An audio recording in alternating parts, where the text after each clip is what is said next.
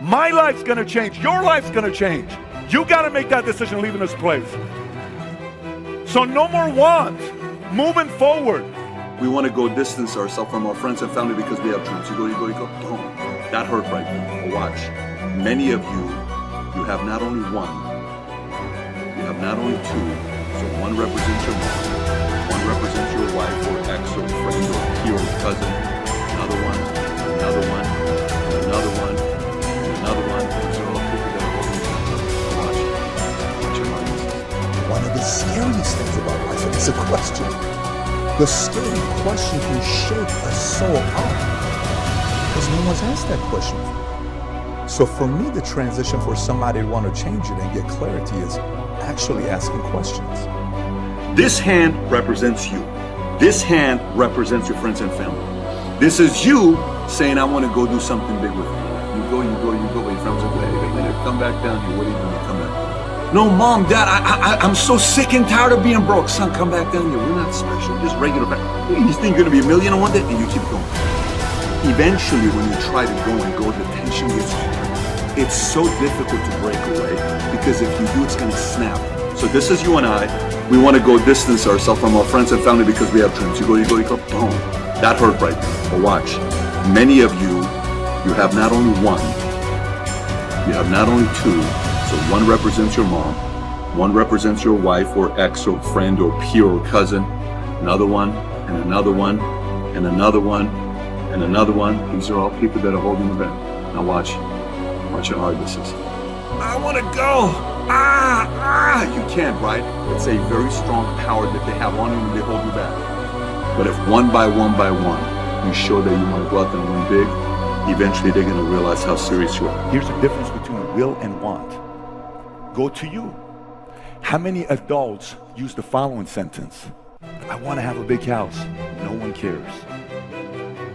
I want to be rich so I can retire my parents. Weak word. I want to be pampered for the rest of my life. No one cares. I want a nice car. Who cares? I want to have a house in the corner lot.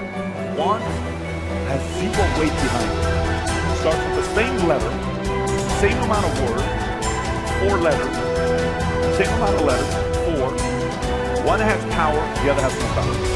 2001 would make me how old? 22 years old. I'm broke. You have no idea how broke I am. The camera goes on me, and here's what this crazy 21, 22-year-old kid says, if you can play this video. Mark my words, by the time this year is over, next year is coming, we'll get at least 6 figure or more, and anybody that comes from my team will get close to 6 figures. 22 years old, I said that, right? Do you know when I walked away, what happened after I said that? I lost everything. That's what's crazy. I'm sitting there, I'm going through all this stuff. My friends invite me to this club in Burbank, and my friend Armin, he comes up to me. He says, hey, where's the 6 figures? Where's the millions, Pat? All the friends are looking at me. It's a joke. There's the dreamer. Where's the millions, Pat? Where's the millions, Pat? That's why you're afraid to say, I'm here. I read a quote the other day by Denzel. Your own family will talk shit about you when you're in the process of breaking all the generational curses. This ain't for the weak. This ain't for the weak. Some of you guys got some generational curses that you haven't broken yet. Let's address some of the generational curses. What are some of them? Drugs, gambling, alcohol, weed, abuse, poverty, fear of God, victimhood mentality. Every family has it. But eventually somebody has to change it. So for you, this whole word about will and want, what word are you using? Were you afraid to do the video? Why are you afraid of the video? Because God forbid if you go on social media and you say, mark my word, my family will become financially free, and you post that, and you don't, then you delete it, but your friends and family sees it and they laugh at you. You're afraid of being laughed at. So you play safe. You play safe. You don't want to go to these gatherings. I guarantee you the world's going to know your last name. The world's going to know what you did with his family. And by the way, I didn't say this when I was a millionaire. I said this when I was making $50 a year. It doesn't matter if I say it today. No one cares. What matters is when I said it when I was 22, when I was a nobody. I didn't have a follower on social media. There was no valuetainment. I didn't have $100 in my account. Nothing at that time. Going back to you. Last night I told you, George put this entire meeting together for who? You. And only you. Yes, say it again. George put this meeting together for me. This is my meeting. My life's gonna change. Your life's gonna change. You gotta make that decision leaving this place. So number one, moving forward, everybody around you that's your blood, that's your family, that's in your base shop, that's on your team. Every time they use the word want, change it. Stop them right there. Can I challenge you? Yes. Let's change that word to will. Change it to will. I will. We will. We will. I will. It's a powerful word. In life, I've lost many times. Let me tell you, many times. I've had girlfriends break up with me. I've had companies tell me they don't want to do business with me. I've had an employee tell me they don't want to be with me. I've had salespeople that have quit on me. I've had so many people that I've had losses with. I've competed against people that are inferior than me, and I lost to them because they had better work ethic than me. And I thought because I had some talent at the time I was going to beat them. No way in the world. That guy worked harder than me. And I've also competed against guys that were superior than me, and I worked my butt off, and I still lost. I still lost with the guy that was ahead of me. What happened there? I worked my ass off and I still lost. Yes, that also happens. It's called a loss. It hurts. It's embarrassing. You come home. Your wife or your girlfriend wants to make you feel good, but you know you lost. And it doesn't feel good. Your peers are looking at you. Competitors are looking at you. The smirk that competitors are going to have when they give you a high five, where they shake their hand to kind of say good luck to you next time. You know that look still says that I beat you. That hurts. A girl breaks up with you. That hurts. But here's the kicker. Here's the kicker. In that moment, you will have a temptation. It's the biggest temptation in life. It's the most dangerous temptation in life. It's the most powerful temptation in life. Let me tell you what it is. In that moment, you will have the choice of either blaming something on the outside or taking full responsibility. That temptation is so subtle, no one knows it. No one knows it. I have led thousands of salespeople that I've worked with, and I've seen some of them keep growing. One guy went from 30 grand a year to 50 grand a year to 100 grand a year to 200, 300, 400, 500, 600, $700 million a year income. Well, they have a lot of trouble. Fast, in 3 years. What happened to them? They never blamed. They always took responsibility. They never blamed. And I've had people that are 10 times more talented. Every 6 months they have some kind of a subtle stop. You know why? Because they blame the different circumstances. Well, because of this, because it's this person's fault, that person's fault, this person's fault. Look, in life, it's going to be very easy for you to blame everybody. Very easy for you to blame everybody. But one day you'll sit down and people will say, how come you didn't make it bigger in life? You were very talented. What happened there? You can make up any BS and sell them, because typically people who are good at blaming other people are great salespeople. You can blame everybody else, but there's one person that's going to know that you didn't take responsibility, and that's you. That's a tough one to live with. One of the scariest things about life is a question.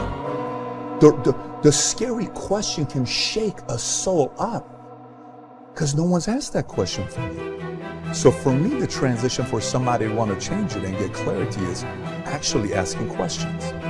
If you don't ask the questions of what you want to do next, the world is going to put you in the box on what you have to do next, because they're determining who you need to be.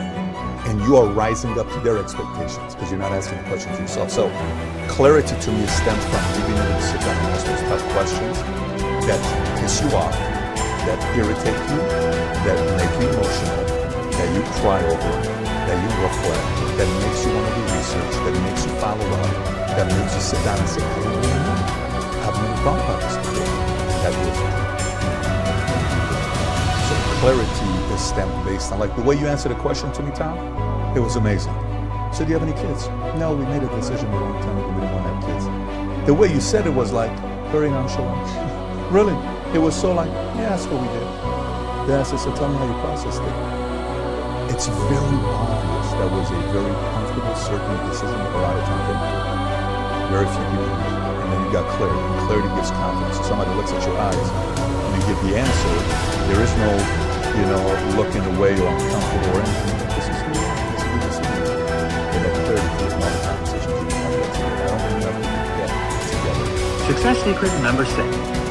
Develop a workaholic mentality.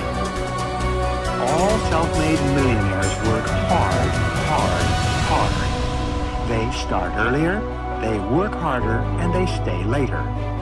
They develop a reputation for being amongst the hardest working people in their fields, and everybody knows it. Practice the 40-plus formula. This formula says that you work 40 hours per week for survival. Everything over 40 hours is for success. If you only work 40 hours, and the average work week today is closer to 35 hours, all you will ever do is survive. You'll never get ahead. You'll never be a big financial success. You'll never be highly respected and esteemed by your colleagues. You will always be mediocre if you just work the basic 40-hour week. But every hour over 40 is an investment in your future. In fact, you can tell where you're going to be in 5 years by looking at how many hours over 40 you put in every week. The average self-made millionaire in America today works 59 hours per week, and some of them work 70 and 80 hours per week. The average self-made millionaire in America works 6 days per week rather than 5, and works longer days as well. If you want to call a self-made millionaire, phone the office before normal working hours and after normal working hours. The self-made millionaire is usually there when the staff arrives and is still there working when they leave. And here's the key. Work all the time you work.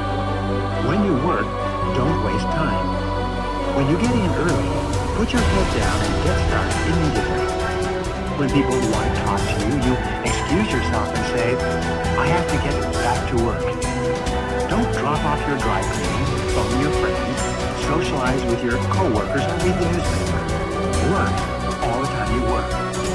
Resolve today to develop a reputation for being the hardest working person in your company. This will bring you to the attention of people who can help you faster than almost anything else you can do. It's so easy to go and look at what other people do badly. But one of the leadership characteristics of vision that he showed me, and I'll never forget it, is look for the good in what other people are doing and apply it. It doesn't take a genius IQ or 20 years of experience to find the possibility in every situation. All it takes is the right attitude, and anybody can cultivate that. Dream one size bigger. One of the best ways to cultivate a possibility mindset is to prompt yourself to dream one size bigger than you normally do. Let's face it, most people dream too small. They don't think big enough. Henry Curtis advises, make your plans as fantastic as you like, because 25 years from now, they will seem mediocre. Make your plans 10 times as great as you first planned, and 25 years from now, you will wonder why you did not make them 50 times as great. If you push yourself to dream more expansively, to imagine your organization one size bigger, to make your goals at least a step beyond what makes you comfortable, you will be forced to grow. And it will set you up to believe in greater possibilities. Question the status quo. Most people want their lives to keep improving, yet they value peace and stability at the same time. People often forget that you can't improve and still stay the same. Growth means change. Change requires challenging the status quo. If you want greater possibilities, you can't settle for what you have now. When you become a possibility thinker, you will face many people who will want you to give up your dreams and embrace the status quo. Achievers refuse to accept the status quo. As you begin to explore greater possibilities for yourself, your organization, or your family, and others challenge you for it, take comfort in knowing that right now as you read this, other possibility thinkers across the country and around the world are thinking about curing cancer, developing new energy sources, feeding hungry people, and improving quality of life. They are challenging the status quo against the odds, and you should too.